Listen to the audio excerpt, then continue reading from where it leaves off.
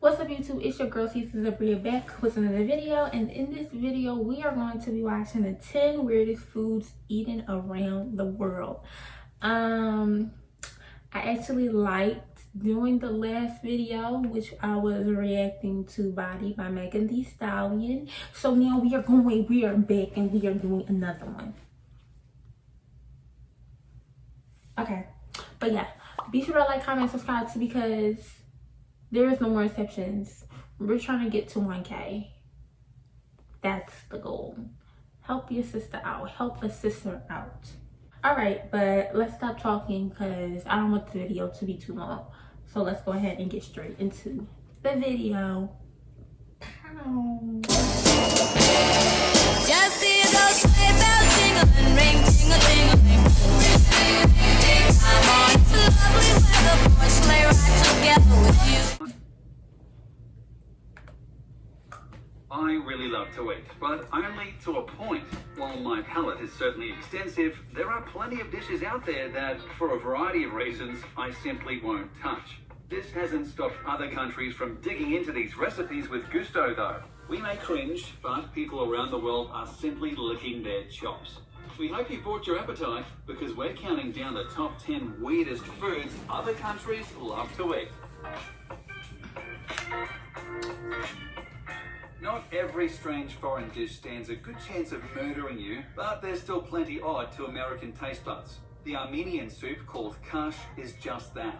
Khash is cow meat simmered in broth and liberally seasoned with garlic, salt, and lemon juice. That doesn't sound so weird, except the cow meat in question is from the hooves. Yes, to eat khash is to eat cow feet.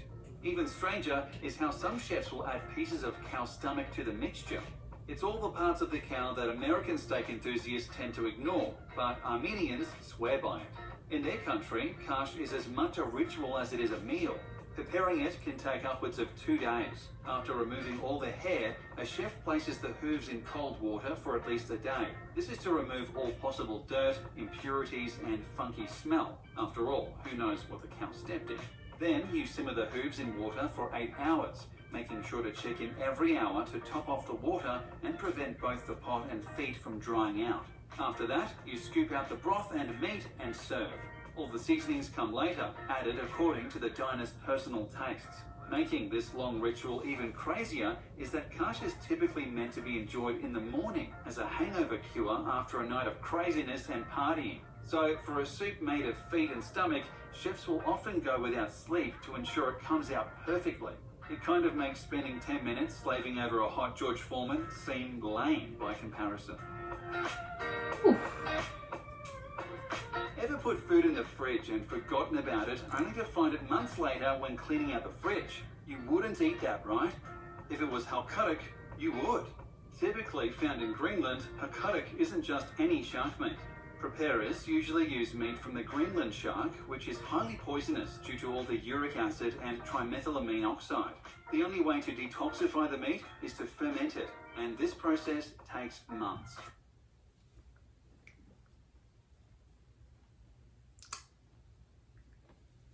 Why? Why even try? Tell me, people.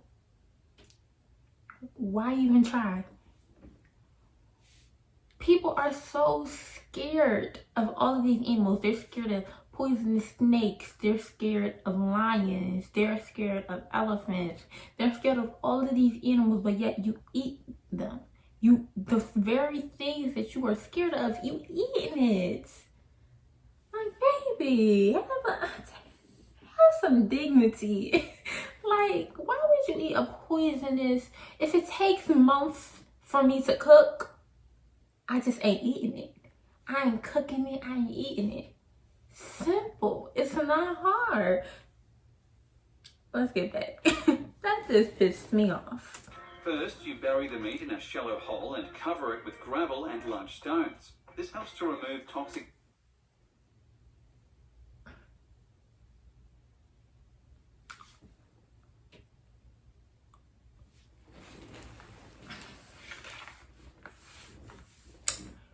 A gravel goes on the floor. Gravel. Grave. Okay, let's. Fluids from the meat, but doing so takes anywhere from 6 to 12 weeks. After that, you cut the meat up into strips and hang it out to dry. It's another several months before the meat is dry enough to serve. Once it is, you remove the now brown skin, cut the meat into cubes, and eat. If you've never eaten haukaduk before, know what you're getting into. Fermented shark meat still contains a tremendously high level of ammonia, so the second you sniff it, you will likely gag, cough, and possibly dry heave. Those who get past the stench, however, insist the taste is far milder and is actually quite pleasant. So hold your nose and give it a go. Quite pleasant isn't reassuring enough. Quite pleasant, it needs to be 110 pleasant.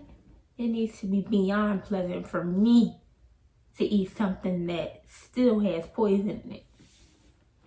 Simple. Simple. The very name should be enough to put anybody off this food. Stink bugs are exactly what they sound like. Insects that give off a terrible scent. Much like skunks, stink bugs emit their smell when defending themselves. And even if you like eating bugs, this might very well turn you off to the idea of eating these particular ones. Even so, they're a popular snack around Africa and countries like Taiwan. They're apparently quite spicy, and people love to eat them both alone and mixed in with other foods.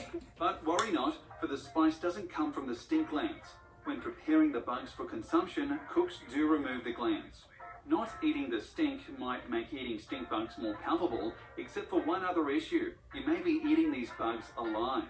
In Mexico, they use a species of stink bug called the humil, and this hardy little guy can survive upwards of a week after being cooked and be... Oh, you see how bad, you see how, ain't it just making you itch? Ew, like they all so small and near each other, like, ew. Headed. So if you eat a taco sauce mix containing humil, Can't there's watch a chance this those one. little guys are still alive and kicking. That fact might stink most of all. Ooh, that's nasty. Chances are you've eaten clams. Perhaps you've eaten them raw, but have you ever eaten them so raw they're still bleeding? Probably not, and for good reason. Blood clams, usually found around the Indian Ocean, are a particular kind of clam called Tegilaka granosa, most notable for producing tons of hemoglobin. This is the chemical that gives blood its lovely red colour, and blood clams being loaded with them means when you open one, that stuff will spill everywhere. While you could theoretically boil most of this liquid away, doing so means you're not enjoying blood clams the way they're meant to. To fans of the dish, the rawness and bloodiness is part of the appeal, so most... What, are we vampires now? Are we vampires now? We're just eating blood. That's normal? That's normal. Okay. I'm crazy. Y'all crazy. I'm crazy. chefs will boil them for 20 seconds maximum. This keeps all the hemoglobin and rawness of the meat perfectly intact. Fans swear by the tastiness of blood clams, but even they can't deny the inherent dangers of eating such a dish. Since there's no prep time aside from an ever so brief boiling, all sorts of viruses and bacteria blood clam curries are still there. So feel free to eat this meal, but no, dessert may be a heaping helping of hepatitis, dysentery, or worse. If you want a truly sensational soup, head to the Vietnam, Cambodia area and give white ant egg soup a shot. If you don't want to eat hundreds of ants at various stages of development, however, then maybe stay away. True to its name, white ant egg soup is comprised of white ant eggs. If you eat it, fans say, the eggs pop open in your mouth and emit a sour flavour. So if Sour Patch Kids have lost their luster, try some ant eggs instead. But that's not all. This soup also contains partial ant embryos as well as baby ants. So no matter what stage of development you like your ants, this soup has got you covered. Unless, of course, you're one of those oddballs who like to chow down on adult ants. If that's the case, you'll just have to make your own soup. While this dish may... Honey, did you see that? Tuna eyeballs. What do people be eating? You know what? This is actually getting me very angry. This is the reason coronavirus is corona. This is the reason people are dying, because people don't know how to eat regular. Baby, all I'm gonna say, if there was no meat on the world, if there was no regular meat like chicken, beef, pork, the regular stuff people eat, like I would. And if I'm pushing it, lamb and goat, you won't see me eat anything else. I had wanted to try crocodile, but that isn't here. All of this stuff, I would go vegan if those meats weren't on this world. Simple. I'm not eating anything else. Are you crazy? It sounds like something a child may invent, or perhaps an ingredient in a witch's curse. In Japan, tuna eyeballs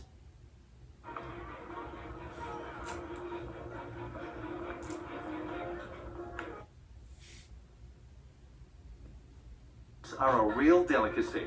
A tuna's eyeballs are roughly the size of a tennis ball, so there's plenty to consume. When cooked, the outer part of the eye, called the sclera, becomes extra chewy and not particularly edible. However, the inside becomes quite soft and easy to drink if that's your thing. Despite many chefs sautéing the eyeballs with flavors like soy sauce and ginger, many people report the taste as kind of bland.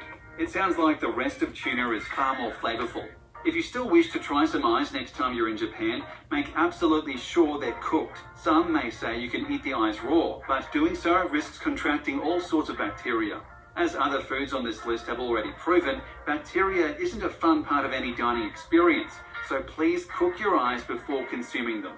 In addition, should you try tuna eyeballs, be sure to ask for its accompanying shot called tuna's tears. It's a mixture of strong spirit soju and raw tuna fish lens, and it's likely to bring a tear to your eye as well. Chance you've eaten uni at your favorite sushi restaurant, or at least seen it on the menu. But do you know what it is? If you answer, it's a sea urchin, you're only partially correct.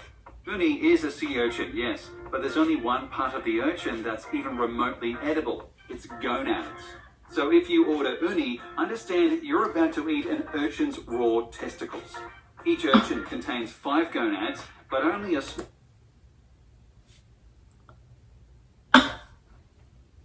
Are you serious?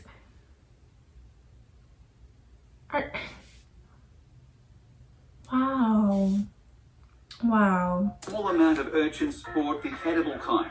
So when you manage to eat uni, understand you're about to consume a rare delicacy. You'll just have to get past the psychological aspect of exactly what you're eating. It's actually an incredibly versatile food, and you can find it served as sushi, sashimi, atop a bed of pasta or rice, or steamed in an eggy broth called chawanmushi. Or if you're particularly adventurous, you can simply crack open a uni like a walnut, scoop out the innards, and eat away. That is, if you're okay with eating a living creature's reproductive organs while it slowly dies in front of you.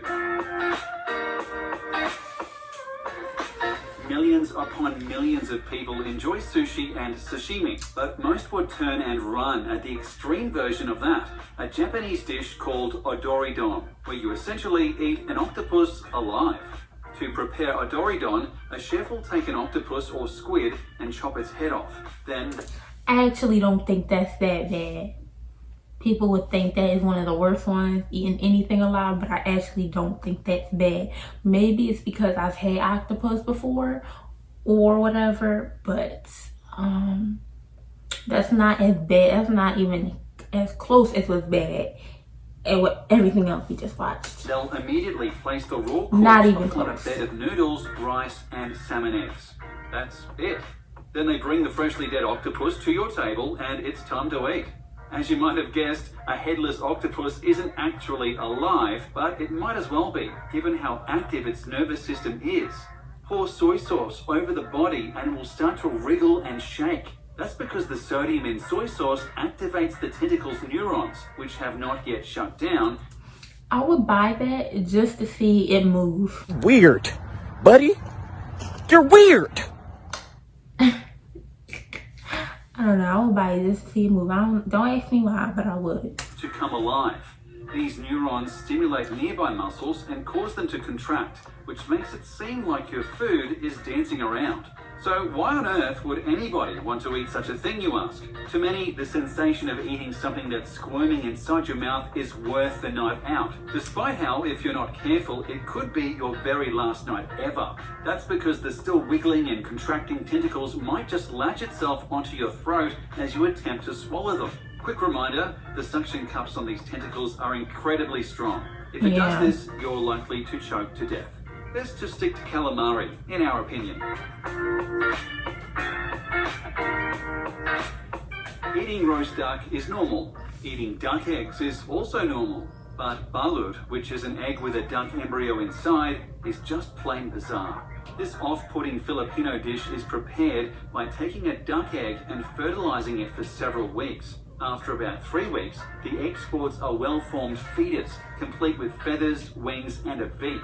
They then hard-boil the egg and serve it to the hungry party, who eats the entire embryo straight from the shell. While you may be cringing at the idea, rest assured that balut is not a dangerous food unless you choke on the beak or something. You're essentially eating a combination of duck and duck egg after all, and gaining all the calcium and protein from both. What's more, according to local Filipino belief, balut is a great libido-boosting aphrodisiac. That's something to consider for your next dinner date. If you want to try balut, you don't have to worry about shelling out tons of money at a fancy restaurant. This is no rare delicacy, but rather a normalized snack you can buy almost anywhere in the country. Expect to pay about $12 for a dozen balut or $1 each. That's cheaper than a McChicken and healthier cheap. to boot. Yeah, that's cheap. Everyone likes soup, but not everyone is likely to enjoy fruit bat soup. It won't take long to understand. Coronavirus. Coronavirus! Coronavirus. I'm not even gonna say what I want to say. Understand why. Yeah, To I won't prepare catch this me so-called slipping. soup, which you mostly find in countries like Guam, you take a wild fruit bat and boil it alive. Then you place the bat in a bowl with some coconut milk and a few vegetables. Yeah. Then you eat it. That's literally it. Did you notice the recipe doesn't include instructions like I don't know if I'm cruel. I might be cruel. But the way... I'm not even going. debone the bat or remove the bat's hair or behead the bat. That's because you don't do any of that. You eat the whole bat. Wings, eyes, nose, brain, and anything else aside from the bones, and pluck the... They have so many, like, toxins in them. They're nasty animals. So I don't understand how one person could actually consider eating them. They live, they sit in their own feces. They are full of toxins. You might as well just call them poisonous. So why would you want that in your soup? The hair out of your teeth. I worry about our Never mind people. that. When prepared this way, fruit bat soup sounds I worry about the unbelievably human clean. race. Seriously, It's also y'all. unbelievably Seriously. dangerous. Much like Odoridon, the fruit bat ends up on your plate immediately after dying.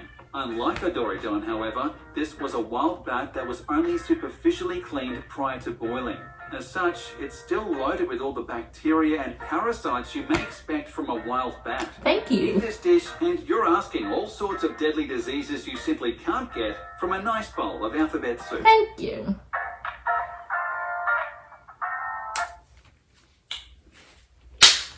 Alright, y'all, but that was the video. Be sure to like, comment, subscribe to my channel. Go ahead and put down below what you thought about this video. And I hope you guys are staying safe, doing well, and I'll see you guys in the next one. Bye, y'all. I forgot to say, let me know if y'all want a look on how I did my makeup, because I actually think this is one of the prettiest looks I have ever did. Honestly and personally. But if y'all want to make a tutorial as to how I did this makeup look. Sorry, I need to fix my ring light. It's a little crusty, dusty, and broken. It's like it's not broken, it's brand new. Gotta blend my nose out a little bit, but y'all get the gist. If y'all want to know how I did my makeup, We'll see if I post that. All right, bye, y'all.